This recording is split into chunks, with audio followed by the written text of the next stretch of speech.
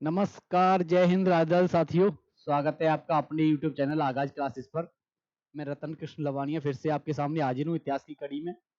आशा करता हूँ सभी स्वस्थ और तंदुरुस्त होंगे और लगे हुए होंगे अपने आरओ की तैयारी में। तो साथियों, हम आरओ की तैयारी में जब हम इतिहास की कड़ी में आगे बढ़ रहे थे इतिहास की श्रृंखला में, तो उसमें हमने बंगाल हो गया था और मैसूर राज्य इससे पिछली क्लास में 5वीं क्लास में हमने मैसूर राज्य भी करवा दिया था। आज की क्लास में साथियों मराठा साम्राज्य के बारे में, मराठा राज्य के बारे में करवाएंगे। और मराठा राज्य थोड़ा कोशिश करेंगे कि इसी क्लास में लगभग हो जाए। अगर इसी क्लास में नहीं हो पाया तो फिर एक और क्लास ले लेंगे, तो ये 2 क्लास में करवा देंगे, कोई दिक्कत नहीं है साथियों। बस अपने आरओ की तैयारी जबरदस्त रखो। टाइम बहुत कम बचा है, लगभग मतलब 64 या 62 डेज रह गए हैं बस। 64-62 मतलब ऐसे समझ लो 60 या 62 दिन रह गए। तो सफिशिएंट टाइम है, बस पूरा दम लगा दीजिए। और इस बार सिलेक्शन लेना ही एकमात्र विकल्प रखिए, बाकी और कुछ नहीं। एक लक्ष्य वही है, सिर्फ हमें सिलेक्शन प्राप्त करना है, हमें नौकरी चाहिए, हमें समीक्षा अधिकारी बनना है। तो विद्यार्थियों आ जाइए, बिना देरी के हम क्लास प्रारंभ करते हैं। जैसा कि मराठा साम्राज्य की जो चर्चा करेंगे, तो मैंने आपको बताया था कि जब मैसूर साम्राज्य में द्वितीय आंग्ल मैसूर युद्ध के समय में जब चर्चा हुई थी, तो मैंने आपको बताया था कि जो ब्रिटिश साम्राज्य था वो सर्वाधिक, आप कह सकते हो कि सर्वाधिक संकट में, उस समय सर्वाधिक संकट उसी समय चल रहा था। वो यही था कि एक साइड तो आप देखोगे कि एक तरफ तो मैसूर से उनका ब्रिटिशों का युद्ध चल रहा था और एक तरफ मराठाओं से भी ब्रिटिशों का युद्ध चल रहा था। तो मैंने आपको बिल्कुल विस्तार से बताया था, एक एक पॉइंट समझा के कि अंतर्राष्ट्रीय परिस्थितियां किस प्रकार प्रतिकूल थी ब्रिटिशों के, और भारतीय परिस्थितियां भी उस समय ब्रिटिशों के प्रतिकूल थी। तो ये सब मैंने आपको विस्तार से समझाया। आज मराठा साम्राज्य का जैसे हम प्रारंभ करेंगे, तो मराठा साम्राज्य की शुरुआत अगर हम करें तो वैसे तो मैंने एक बकायदा आपको सिनॉप्सिस बना के बताया है कि मराठा साम्राज्य सिसोदिया वंश से, अगर देखा जाए तो मूलतः सिसोदिया वंश से लिया जाता मराठा साम्राज्य की चर्चा होगी। तो हम सीधे जैसे अभी आए हम अपनी पीपीटी पे, तो सीधे हम मराठा साम्राज्य पे जैसे ही हम आएंगे, तो सीधे हम अगर मराठा साम्राज्य की वंशावली की जैसे बात करें, होता है कि जैसे पूछ रहे थे कभी कभी, तो मराठाओं के पूर्वजों की जैसे चर्चा करें तो मेवाड़ की सिसोदिया वंश के थे अगर पूर्वज देखा जाए तो। और ये जैसे अगर कोई कोई पूछे कि कहाँ से, तो ये मैंने एनसीईआरटी में भी थोड़ा सा दे रखा है, एक लाइन है। बाकी ये महेश कुमार वर्णवाल जी हैं, उनकी बुक है, उनसे भी लिया गया। तो मैं जहां जहां से मुझे लगता है कि और प्रीवियस ईयर में भी ये से पूछा गया, तो ये वाला प्रश्न नहीं पूछा गया, ये तो मैंने आपको समझाने के लिए लेके आया हूँ। बाकी शिवाजी से लगातार प्रश्न मराठा से पूछे जाते हैं, तो वो मैं करवाऊंगा। तो मराठाओं के पूर्वज मेवाड़ की सिसोदिया वंश के थे। जिस समय अलाउद्दीन खिलजी ने सन 1303 में मेवाड़ पर आक्रमण किया, उस समय सज्जन सिंह महाराष्ट्र चले आए। अब सज्जन सिंह जब महाराष्ट्र चले आएंगे, तो उनका आए और उनका शुभकर्ण के वंशज भोंसले कहलाए। उनके साथियों जो पौत्र हैं वो शुभकर्ण हैं। सज्जन सिंह के पुत्र की भी चर्चा होंगी आगे, मैंने सिनॉप्सिस बनवाई है, उसमें विस्तार से आपको बताया है। आपको समझने के लिए अलग अलग मैंने एक एक पॉइंट, एक एक नाम, किसके पुत्र कौन थे, ये सब मैंने बताया है। लेकिन आप समझ सकते हो कि सज्जन सिंह जो आए, उनके पौत्र शुभकर्ण थे और शुभकर्ण के वंशज ही साथियों भोंसले कहलाए। वहीं से साथियों मराठा साम्राज्य के आगे चलकर मैंने आपको बताया कि शिवाजी आएंगे। शिवाजी जैसे शिवाजी छत्रपति है, उसकी चर्चा होगी। और शिवाजी के वो माता पिता और सबका नाम तो होता ही है, वो तो सबका प्रीवियस ईयर में भी नहीं पूछता ऐसे प्रश्न साथियों आजकल। लेकिन जैसे ही हम आगे बढ़ेंगे तो आप देखोगे कि सीधे मराठाओं का आरंभिक इतिहास, अगर आरंभिक इतिहास की चर्चा करें, तो मैंने अभी आपको बताया था कि मेवाड़ के सज्जन सिंह 5वीं पीढ़ी, उनके पुत्र थे उग्रसेन। उग्रसेन के 2 पुत्र थे कर्ण सिंह और शुभकर्ण। तो सज्जन सिंह के शुभकर्ण अभी मैंने आपको बताया था पौत्र, सज्जन सिंह के जो शुभकर्ण पौत्र थे उनके वंशज भोंसले कहलाए। और सबसे पहले बालाजी भोंसले, उसके बाद उनके 2 पुत्र हुए मालोजी और बिठोजी। मालोजी के शाहजी भोंसले, और शाहजी भोंसले के मैंने आपको बताया था शाहजी भोंसले और जीजाबाई के पुत्र शिवाजी थे। या शिवाजी के माता पिता का नाम अगर चर्चा में करें, या माता पिता के नाम की अगर बात करें, तो माता का नाम जीजाबाई था और पिता का नाम शाहजी भोंसले था, वो मैं शिवाजी में भी आपको बताऊंगा। और शिवाजी के 2 पुत्र थे साथियों, संभाजी और राजा राम। राजा राम की आप देखोगे कि संभाजी का एक पुत्र था साहू जी, और राजा राम की जो एक बाद में मैंने आपको बताया जैसे साहू जी की चर्चा होगी, अब मैं उस समय ही करवाऊंगा। राजा राम की जब मृत्यु हो जाती है तो उनकी विधवा ताराबाई राजगद्दी पर अपने अल्पवयस्क पुत्र को, या खुद भी राजगद्दी संभालती है, या अल्पवयस्क पुत्र को छत्रपति घोषित करती है। और तभी और साहू जी को मैं आपको जैसे ही बताऊंगा, तो औरंगजेब साहू जी को अपने पास कैद में रख लेता है, उसकी भी चर्चा करेंगे। पहले शुरुआत करते हैं शिवाजी से। मराठा साम्राज्य की जैसी चर्चा होगी तो शिवाजी की चर्चा होगी, और शिवाजी की जैसी चर्चा होगी तो मैंने आपको बताया था कि शुरुआत में उसके जीवन परिचय की मैंने जो हमारी पहले से स्ट्रेटजी रही है पढ़ने की, उसमें सबसे पहले हम जीवन परिचय साथी बताते हैं। तो जीवन परिचय की जब चर्चा करें तो मराठा में सबसे पहले आते हैं छत्रपति। जैसे मराठाओं की चर्चा हो तो अभी शिवाजी से पहले मैं आपको बता दूं कि मराठा साम्राज्य में आखिर किसे क्या बोला जाता है। कुछ टर्मिनोलॉजी है जो वहां से प्रीवियस ईयर में प्रश्न भी पूछा गया है, और आपको समझने के लिए मराठा साम्राज्य को समझना है तो कुछ ऐसी शब्दावलियां हैं कि उन्हें समझना पड़ेगा। तो विद्यार्थियों सीधे हम आते हैं। मराठा साम्राज्य में छत्रपति राजा को बोला जाता था। मराठा साम्राज्य में एक अष्टप्रधान आप कह सकते हो कि अधिकारी वर्ग होता था। एक अधिकारी आप कह सकते हो कि एक अधिकारियों का संगठन होता था जिसे अष्टप्रधान बोला जाता था, जिसमें आप प्रमुख अगर देखा जाए तो पेशवा प्रधानमंत्री और सुमंत विदेश मंत्री को बोला जाता था। और बकायदा मैंने अष्टप्रधान का मैंने अलग से शिवाजी के समय में अष्टप्रधान की बिल्कुल चर्चा की है। तो अष्टप्रधान के सारे, अब ये मत सोचना कि गुरुजी आपने ये दो ही क्यों करवाए, इससे आगे वाली पीपीटी में ही है, सब कुछ विस्तार से मैंने आपको बताया है। मराठा राज्य की आय का सर्वप्रमुख स्रोत, अब सबसे ज्यादा चौथ एवं सरदेशमुखी। अब सरदेशमुखी तो साथियों मैं आपको आगे भी बताऊंगा कि एक वैध कर था, लेकिन चौथ क्या था? चौथ था, अगर सरदेशमुखी की चर्चा करें तो ये अपने खुद का जो राज्य था उस राज्य से जितने भी मराठा सरदार थे उनको देशमुख बोला जाता था, और सभी मराठा सरदारों के मतलब सरदारों से कर वसूल किया जाता था। तो उन देशमुखों के ऊपर जो छत्रपति राजा था उसे सरदेशमुख बोला जाता था। देशमुखों का भी देशमुख, सरदेशमुख, तो सरदेशमुख बोला जाता था। उसी को 10% सभी मराठा सरदार कर देते थे, तो उसे सरदेशमुखी बोला जाता था। तो सरदेशमुखी साथियों वैध कर था। लेकिन चौथ की जब चर्चा करें तो चौथ मराठा साम्राज्य के जो पड़ोस वाला जो रीजन था, जैसे उसे मुल्क ए मदीन बोला जाता है, पड़ोसी क्षेत्र, उस पड़ोसी क्षेत्र से ये चौथ वसूलते थे। मतलब जबरन कर जैसे बोला जाता था, उसे जबरिया कर भी बोल सकते हैं कि आपकी रक्षा करेंगे, हम आप पे आक्रमण नहीं करेंगे, हम आपको लूटेंगे नहीं, और हम आपकी रक्षा करेंगे। इसलिए साथियों पड़ोसी राज्यों से ये सब वसूला जाता था चौथ। और यही एक चौथ मैं आपको यहीं से बता रहा हूँ कि चौथ ही एक ऐसा कर है जिसने मराठाओं के दुश्मनों में आप कह सकते हो कि तीव्र वृद्धि, आप कह सकते हो कि उस उच्च स्तर, आप कैसे उच्च स्तर भी नहीं कह सकते, उस गति से वृद्धि की मराठाओं के दुश्मनों में, या मराठाओं के आप कह सकते हो कि दुश्मनों की मैं अगर वृद्धि का अगर मेन कारण अगर आप को मैं बताऊं तो ये चौथ वसूलना ही था। तो ये आपको समझाना था कि सरदेशमुखी और चौथ। इससे आगे जैसे हम आएंगे तो साथियों मराठा राज्य में दो क्षेत्र थे, स्वराज क्षेत्र और मुल्क कदीम, जिसे पड़ोसी राज्य बोला जाता था। स्वराज क्षेत्र साथियों वह था, यह क्षेत्र मराठा सरदारों के अधिकार में होता था। इन्हीं क्षेत्रों से सरदेशमुखी कर जो 10% होता था साथियों राजस्व का, प्रत्येक मराठा सरदार से प्राप्त होता था, जो सीधे छत्रपति के पास जाता था। यह एक वैध कर था। मैंने अभी आपको समझाया कि यह एक वैध कर था।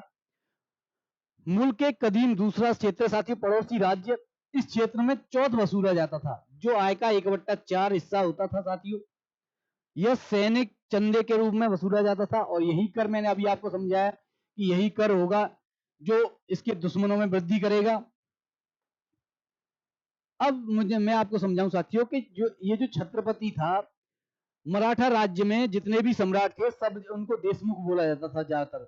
तो मराठा साम्राज्य को अगर देखा जाए तो देशमुखों में, राज्य देशमुखों में विभाजित था, और इन सभी देशमुखों से 10-10% साथियों कर छत्रपति को जाता था। तो छत्रपति को साथियों सरदेशमुख बोला जाता था। देशमुखों का भी देशमुख, देशमुखों का भी देशमुख, उसे सरदेशमुख बोला जाता था साथियों ये। और इसी को 10% कर इसको मराठा सरदारों द्वारा दिया, 10% कर जो दिया जाता था उसे सरदेशमुखी साथियों, उसे सरदेशमुखी बोला जाता था। तो इसको आपको ध्यान रखना है कि एक बार जैसे मैंने इसीलिए बकायदा मैंने आपके सामने एक एक पॉइंट को तोड़कर समझाया है, जिससे आपको आसानी से समझ में आ जाए। और दूसरा साथियों, दूसरा कर था चौथ का विभाजन। जैसे चौथ जो कर था उसका विभाजन कैसे होता था, ये भी जैसे प्रीवियस ईयर में भी पूछा गया है, तो उस पर भी मैं आपको बता दूं। तो विद्यार्थियों, आप देखोगे कि संबंधित मराठा सरदार के पास जाता था एक भाग, तो दूसरा भाग छत्रपति के पास जाता था, और तीसरा भाग साथियों सचिव के पास जाता था। ये 3 भाग में चौथ कर का आप कह सकते हो विभाजन किया जाता था। और चौथ नामक कर, मैंने अभी आपको बताया था, ये तो वही पॉइंट है कि चौथ नामक कर ने मराठाओं की शत्रुओं में वृद्धि की, दुश्मनों में या शत्रुओं में वृद्धि की, यह भी मैंने आपको बताया। इसके आगे जैसे ही हम आएंगे तो साथियों शिवाजी की चर्चा होगी। शिवाजी, जब शिवाजी की चर्चा होगी तो शिवाजी में आप देखोगे कि इनका जन्म शिवनेर के दुर्ग में हुआ था, राजधानी रायगढ़ थी। कुछ फैक्ट क्या है कि सीधी सीधी शिवाजी से फैक्ट पूछ लेता है, तो इसीलिए मैंने फैक्ट अलग अलग उस तरीके से करवाए। राज्याभिषेक बनारस के पंडित विश्वेश्वर द्वारा किया गया। फिर दोबारा इनका, आप साथियों मैं आपको बताऊं कि दोबारा फिर इनका राज्याभिषेक किया जाए, क्योंकि जैसे ही इनका राज्याभिषेक किया जाएगा तो इनकी माता का देहांत हो जाएगा, और जब माता का देहांत हो जाएगा तो उसे अशुभ माना जाएगा राज्याभिषेक को। फिर इनका दोबारा राज्याभिषेक किया जाएगा, और फिर दोबारा जो राज्याभिषेक तांत्रिक की मदद से किया जाएगा साथियों, तो इस पर ध्यान रखना। और ये कुछ पॉइंट हैं साथियों। अफजल खां का बर्थ 1659 ईस्वी में ये करेंगे। 1665 ईस्वी में साथियों औरंगजेब ने जय सिंह को शिवाजी से युद्ध करने भेजा, लेकिन जय सिंह की आप कह सकते हैं कूटनीति और शिवाजी की कूटनीति से दोनों में पुरंदर की संधि हुई। पुरंदर की जब संधि होगी उसके बाद साथियों शिवाजी को आगरा लेके आया जाएगा, और आगरा में जयपुर हाउस नामक जगह है, जयपुर हाउस नामक जगह में इन्हें नजरबंद कर दिया जाएगा, और नजरबंद मतलब कैद कर लिया जाएगा साथियों। और जैसे ही औरंगजेब वहां आने को होता है, जैसे ही इन्हें नजरबंद कर लेगा औरंगजेब के आदेश से, जैसे ही औरंगजेब उनसे मिलने को आने को होता है, तो ये भेष बदलकर आगरा से या आगरा की जयपुर हाउस से ये भेष बदलकर साथियों निकल जाएंगे। उसके बाद 1674 में राज्याभिषेक के बाद छत्रपति की उपाधि दोबारा 1674 में जब साथियों राज्याभिषेक होगा, उसमें ये छत्रपति की उपाधि धारण करेंगे, और इनकी मृत्यु 1680 में हुई थी। अब इससे आगे जैसे ये यहीं से प्रश्न पूछता है, बाकी कहानी बहुत बड़ी है, वो मैं किसी दिन विस्तार से बताऊंगा, या फिर यूपी पीसीएस वाली अगर मैं क्लास करूंगा, इतिहास की सोच रहा हूँ कि वो भी साथियों इतिहास आपको करवाऊं थोड़ा डिटेल में, या फिर यूपीएससी वाला जब मैं करवाऊंगा उसमें डिटेल से विस्तार से बात करेंगे। ये अभी साथियों आर समीक्षा अधिकारी में जो जो जरूरी है बस वही, एग्जाम के ज्यादा समय नहीं बचा है, एग्जाम का 60 दिन, लगभग 60-62 दिन बचे हुए हैं, तो साथियों उस पर ध्यान देकर हमें सिर्फ अपने लक्ष्य की प्राप्ति करनी है, बाकी इधर उधर का कुछ नहीं करना, सिर्फ सेलेक्टिव पढ़ना है। तो शिवाजी के अष्टप्रधान जो आप कह सकते हो जो अधिकारी वर्ग था, उनमें सबसे पहला अधिकारी वर्ग साथी सुमंत, या उसे दबीर भी बोला जाता था, उसे विदेश मंत्री बोलते थे। दूसरा साथी पेशवा होता था, या फिर पहला पेशवा। अभी देखोगे जैसे शिवाजी की मृत्यु के बाद पेशवा प्रमुख हो जाएगा, छत्रपति द्वितीय हो जाएगा। पेशवा राजा का प्रधानमंत्री होता था साथियों। तीसरा आप देखोगे अमात्य या मजूमदार वित्त एवं राजस्व मंत्री। चौथा वकिया नवीस इसे साथियों राजा के दैनिक कार्यों तथा दरबार की प्रतिदिन की कार्यवाहियों का विवरण रखता था। इसके बाद साथियों सचिव या सुरूनवीस बोला जाता था, जिसे राजकीय पत्र व्यवहार के कार्य करता था, या राजकीय पत्र व्यवहार का प्रमुख होता था। इसके बाद न्यायाधीश आ गया साथियों, जिसे मुख्य न्यायाधीश बोला जाता था। फिर पंडित राव विद्वानों और धार्मिक कार्यों के लिए अनुदानों या दायित्वों का निभाना। उसके बाद आता साथियों सेनापति या सरे नौबत, सैनिकों की भर्ती करता था, संगठन रसद का प्रबंधन करता था। ये आपको साथियों अष्टप्रधान अभी तक जैसे पूछा नहीं गया है कि अष्टप्रधान में कौन कौन से, जैसे अभी अष्ट दिग्गज पूछा गया है, कृष्णदेव राय के शासनकाल में अष्ट दिग्गज होते थे, तो आपको कंफ्यूज नहीं होना है। अष्टप्रधान की चर्चा करें तो शिवाजी के शासनकाल में थे, और अष्ट दिग्गज की चर्चा करें तो कृष्णदेव राय के शासनकाल में होते थे, और वो भी आप कह सकते हो कि अधिकारी वर्ग था। तो ये साथियों अभी तक मतलब अष्ट दिग्गज पूछा गया है, अभी तक अष्टप्रधान नहीं पूछा गया है, तो हो सकता है ये पूछ ले, इसीलिए मैंने आपको आपके सामने एक अलग से सिनॉप्सिस करवा के पूरा मैंने आपको दे दिया। बाकी हमारा आगाज क्लासेस के नाम से टेलीग्राम चैनल है, उस पर मैं पीडीएफ भी प्रोवाइड करवा दूंगा, सेम यही पीडीएफ होगी। तो आप बेफिक्र होकर उसकी आप उसको टेलीग्राम चैनल को ज्वाइन कर लीजिए, और लिंक मैं इस क्लास के डिस्क्रिप्शन में डाल दूंगा। और वैसे हर क्लास के डिस्क्रिप्शन में डली हुई है लिंक, तो सीधे विद्यार्थी वहां से आप ज्वाइन कर लीजिए आगाज क्लासेस वाले टेलीग्राम को, और वो सब यहाँ पे मिल जाएगा। ये जितनी भी पीडीएफ है वो सब आपको प्रोवाइड करवा दी जाएंगी वहाँ पे। छत्रपति शिवाजी 1627 से 1680 तक, उनके दो पुत्र थे, मैंने अभी आपको बताया था। संभाजी 1680-89 तक रहे, और छोटे पुत्र साथियों राजाराम, जो 1689 से 1700 तक रहे। संभाजी औरंगजेब ने इन्हें मृत्युदंड दिया और पुत्र साहू को बंदी बना लिया साथियों। उत्तराधिकारी संभाजी थे, लेकिन औरंगजेब ने इन्हें मृत्युदंड दिया और इनके पुत्र साहू को बंदी बना लिया। अब जब इनका पुत्र साहू बंदी बन गया, तो फिर छोटे पुत्र राजाराम को साथियों राजगद्दी मिली, या राजाराम पे आप कह सकते हो कि छत्रपति बना। इनकी मृत्यु के बाद, राजाराम की मृत्यु अचानक आप कह सकते हो कि रोगग्रस्त होकर, या क्षय रोग जैसी चर्चा होती है तो उससे हो गई।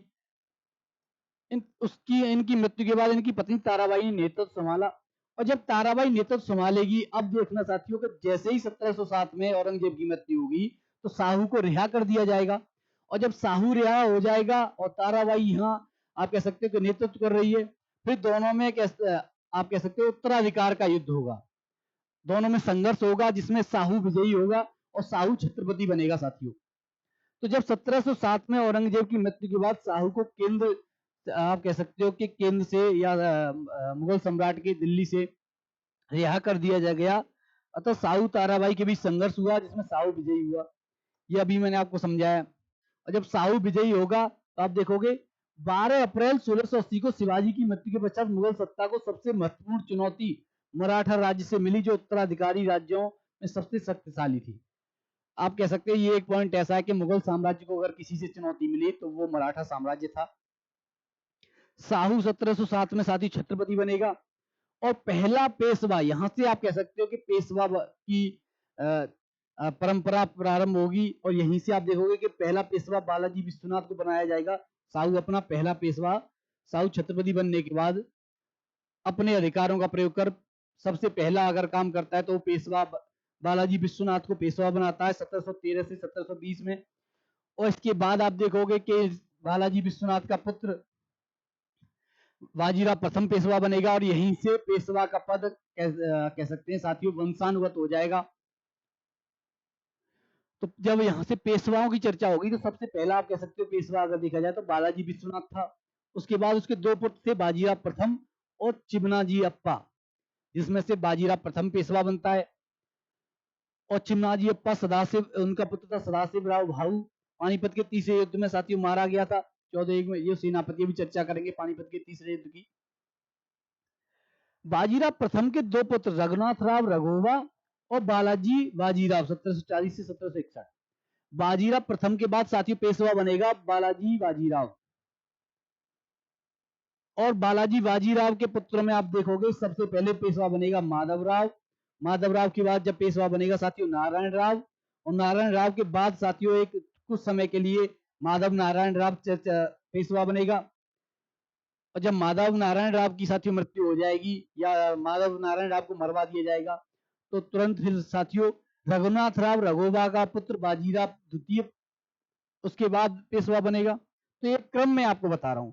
वैसे मैं आपको बताऊं कि रघुनाथ राव रघोबा की जो चर्चा होगी, तो यहीं से इसी के ये जब आप देखोगे कि बालाजी बाजीराव की मृत्यु के बाद खुद पेशवा बनने की कोशिश करेगा, लेकिन पेशवा नहीं बन पाएगा, तो ये असंतुष्ट होकर अंग्रेजों की शरण में चला जाएगा रघुनाथ राव। और जब अंग्रेजों की शरण में चला जाएगा और वहां सूरत की संधि करेगा उनसे, जिसमें ब्रिटिशर्स इसे इसका साथ देने की बात करेंगे उत्तराधिकारी युद्ध में, इन्हें पेशवा बनाने के लिए उसका सैन्य आप कह सकते हो सैन्य समर्थन करने की बात करेंगे। और वहीं से ब्रिटिशर्स को या अंग्रेजों को मौका मिलेगा मराठाओं के आंतरिक, आप कह सकते हो कि मराठाओं के आंतरिक क्षेत्र में हस्तक्षेप करने के लिए का मौका मिलेगा। वहीं से जब आंतरिक हस्तक्षेप प्रारंभ होगा, तो आप देखोगे कि प्रथम आंग्ल मराठा युद्ध प्रारंभ होगा। तो मेन अगर कारण देखा जाए, तो आप कह सकते हो कि सूरत की संधि और ब्रिटिशों का मराठाओं के आंतरिक कार्य में, आंतरिक क्षेत्र में हस्तक्षेप करना साथियों प्रथम आंग्ल मराठा युद्ध का कारण बनेगा। ये मैंने आपको बता दिया। अमृतराव का, रघुनाथ राव के 3 पुत्र थे, अमृतराव, बाजीराव द्वितीय और चिमनाजी अप्पा। अमृतराव का एक पुत्र था या दत्तक पुत्र था विनायक राव। बाजीराव द्वितीय का दत्तक पुत्र था नाना साहेब। और आप देखोगे कि जब मैंने अभी आपको तो माधव नारायण, आप ये सब अभी आपको करवा दिया। इससे आगे जैसे हम बढ़ेंगे तो आप देखोगे सबसे पहले पेशवा की चर्चा करेंगे बालाजी विश्वनाथ। अब बालाजी विश्वनाथ की जब चर्चा करेंगे तो आप देखोगे कि बालाजी विश्वनाथ की जैसे ही काल आएगा तो इसे योग्य पेशवा बोला जाता है। योग्य पेशवा और मराठाओं को संगठित रखने वाला पेशवा भी बोला जाता है। इसने मराठा शक्ति को संगठित किया। छत्रपति साहू ने बालाजी विश्वनाथ को पेशवा नियुक्त किया। ये साहू ने पेशवा नियुक्त किया था साथियों। इसने चौथ वसूली का अधिकार सभी मराठा सरदारों को दे दिया। जब चौथ वसूली का अधिकार सभी मराठा सरदारों को दे देगा तो आप देखोगे कि मराठा संघ की नींव पड़ेगी। क्योंकि जब पेशवा चौथ वसूली का अधिकार सभी मराठा सरदारों को दे देगा तो वो अपना अपना अपने अपने वसूल करने के बाद आप देखोगे कि पेशवा को देंगे। पेशवा को जितना भाग है उतना 10% देंगे। और जब एक जगह जब सभी आप कह सकते हो कि सभी सरदार वसूल करने के बाद पेशवा को दे रहे हैं तो एक संगठन, एक संघ बनेगा जिसे मराठा संघ बोला गया साथियों। इसने 1719 में मुगल अधिकारी सैयद बंधुओं के साथ संधि कर विशेष अधिकार प्राप्त किया। और जब ये 1719 में मुगल अधिकारी सैयद बंधुओं के साथ संधि करेगा, और संधि क्या थी उसकी भी मैंने आपको साथी चर्चा की है। इस संधि को इतिहासकार रिचर्ड टेम्पेल ने मराठाओं का मैग्ना कार्टा बोला है। और मैग्ना कार्टा एक साथियों अधिकार पत्र बोला जाता है। और इस संधि को जो रिचर्ड टेम्पेल हैं, उन्हें जो इतिहासकार, जो आप कह सकते हो कि ब्रिटिश, आप यूरोपियन इतिहासकार हैं, उन्होंने मराठाओं का अधिकार पत्र बोला या मराठाओं का मैग्ना कार्टा बोला। तो ये अगर संधि की चर्चा करें तो सैयद बंधुओं में इसमें संधि क्या रही, संधि की अगर चर्चा, वैसे आगे मैंने संधि के आप कह सकते हो प्रावधान भी दे रखे हैं, तो सीधे प्रावधानों पे आए। और अगर वैसे में अगर संधि के प्रावधानों को मैं आपको समझाऊं तो सीधे सीधे सैयद बंधुओं के द्वारा इन्हें अधिकार पत्र और अधिकार क्षेत्र चौथ और स्वदेश मुखी वसूल करने का क्षेत्र दे दिया गया। इसके लिए आप देखोगे कि सैन्य मदद करेंगे ये सैयद बंधुओं की, जिसमें फर्रुख सियर की हत्या करके दराज को जब बिठाया जाएगा। मराठा, जैसे मराठाओं और सैयद बंधुओं के मध्य हुई संधि के प्रावधानों की अगर चर्चा करें विद्यार्थियों, तो आप देखोगे कि मराठाओं को स्वराज क्षेत्र पर मुगलों ने मराठाओं के राजस्व अधिकारों को मान्यता दे दी। जो उनका स्वराज्य या जो निजी क्षेत्र था उन्हें उनकी मान्यता दे दी।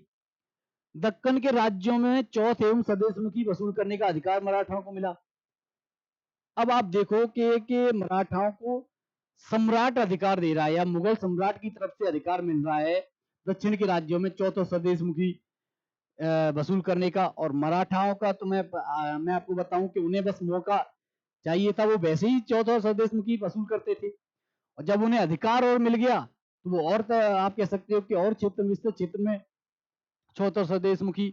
और मेन अगर देखा जाए मराठा साम्राज्य का जो राजस्व या उनका जो आप कह सकते हो कि एक जो राजस्व वसूलने का या कह सकते हैं कि अपने कोष को भरने का जो मेन अगर जो जरिया था वो चौथ एवं स्वदेशमुखी कर था। बाकी बदले में आवश्यकता पड़ने पर मराठे मुगलों का सहयोग करेंगे तथा 10 लाख प्रतिवर्ष मुगलों को देंगे। अब मैंने आपको बता दिया ये संधि हुई थी।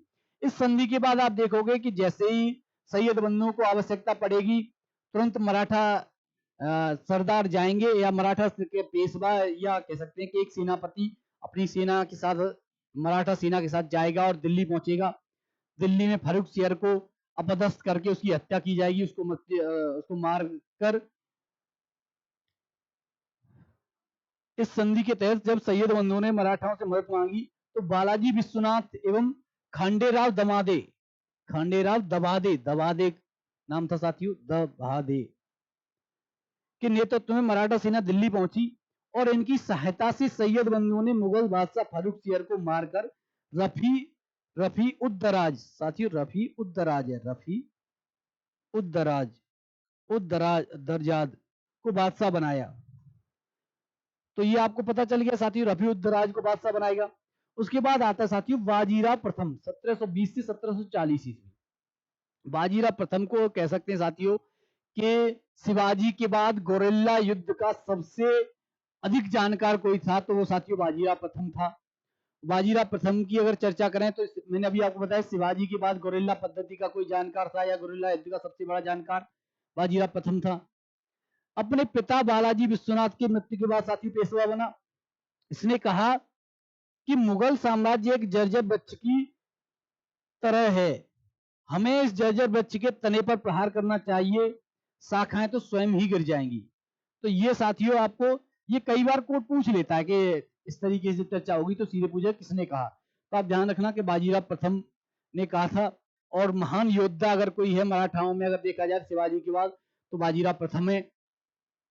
1740 में इसकी मृत्यु के बाद मराठाओं ने मालवा, गुजरात एवं बुंदेलखंड के क्षेत्रों पर अधिकार कर लिया। इसने जंजीरा के सीधियों को मुख्य भूमि से निकालकर बाहर कर दिया साथियों। ये कुछ इसके बारे में पॉइंट थे जो प्रीवियस ईयर में पूछे गए साथियों। और कुछ सोच रहे होंगे कि सर आपने ये बाजीराव मस्तानी जो मूवी आई थी तो ये तो आपने ऐसा कुछ नहीं बताया। तो वो एक मूवी है, वो एक आप कह सकते हो कि वो प्रिंट मीडिया है, वो चलचित्र है। तो और पढ़ने में साथियों जो प्रश्न पूछे गए मैं सिर्फ वही कराऊंगा जो प्रश्न पूछे गए।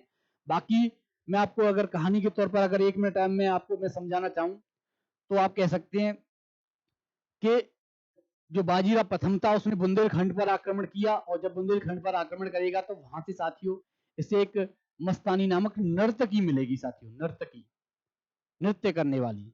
उसी से जो आप कह सकते हो कि एक दंत कथा जो चली आ रही है उसी से अगर जो कहानी अगर देखी जाए तो उसी से इसे प्रेम हो जाएगा। और वो सब कहा आप कह सकते हो कि उस मूवी से थोड़ा अलग हटके पॉइंट यहाँ सिर्फ हमें पढ़ाई पे ध्यान देना है तो उस पर ध्यान नहीं देना कि बाजीराव मस्तानी और ये।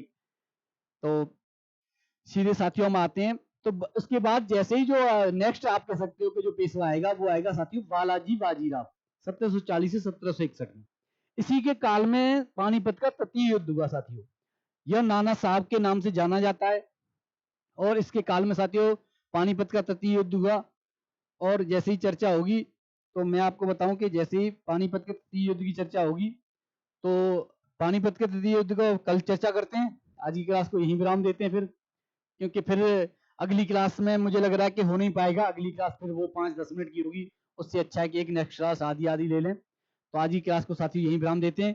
कल की क्लास में मराठा साम्राज्य का जब पार्ट 2 करवाएंगे, पार्ट 2 मैं करके दे दूंगा आपको थंबनेल बनवा के पार्ट 2 के नाम से। तो आप देख लेना कि मराठा साम्राज्य है, वैसे मराठा के नाम से ही आएगी। तो उसमें पानीपत का युद्ध और पानीपत के युद्ध के बाद जैसे ही 2 पेशवाओं की चर्चा होगी, माधवराव, माधव नारायण राव, जब इनकी चर्चा होगी उसके बाद फिर आंग्ल मराठा युद्ध की चर्चा होगी। 3 आंग्ल मराठा युद्ध होते हैं साथियों। पहले आंग्ल मराठा युद्ध की जब चर्चा करें तो मैंने आपको बता दिया कि किस प्रकार उसकी जब होती है तो बसीन की संधि होती है। और संधियां आप देखोगे कि अलग अलग प्रकार से जो ब्रिटिशर्स थे बड़े होशियार थे। वो आप देखोगे कि जैसे द्वितीय आंग्ल मराठा युद्ध होगा, द्वितीय आंग्ल मराठा युद्ध के बाद जो सरदार थे मराठा सरदार उनसे अलग अलग प्रकार से अलग अलग जगह से संधि करेगा। जैसे होलकर से बसीन जैसे होगी, बसीन की संधि होगी। उसके बाद जैसे सिंधिया से चर्चा होगी तो सोजी अर्जन गांव की संधि। तो कुछ ऐसे अलग अलग भोंसले से अलग करेगा, होलकर से अलग करेंगे, सिंधिया से अलग करेंगे। तो ये आपको मैं कल विस्तार से बताऊंगा। आज की क्लास को यहीं विराम देते हैं। तो कोई विद्यार्थी अगर चैनल पर कोई नया जुड़ा हो विद्यार्थी तो प्लीज लाइक करिए, सब्सक्राइब करिए और चैनल को थोड़ा शेयर वेयर क्लास को शेयर वेयर करते रहिए साथियों, जिससे कि जिस विद्यार्थी को आवश्यकता हो वहां तक ये क्लास पहुंच सके। तो मिलते हैं फिर कल साथियों। जय हिंद, राधे राधे।